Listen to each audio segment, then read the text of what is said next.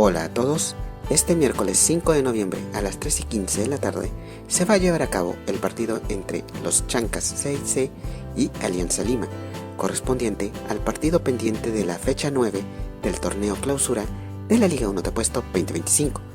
El escenario será en el estadio Los Chancas, ubicado en Andahuaylas, Apurímac. Esperemos de que haga un excelente partido y que gane el mejor. Mucha suerte para ambos equipos. Muchas gracias.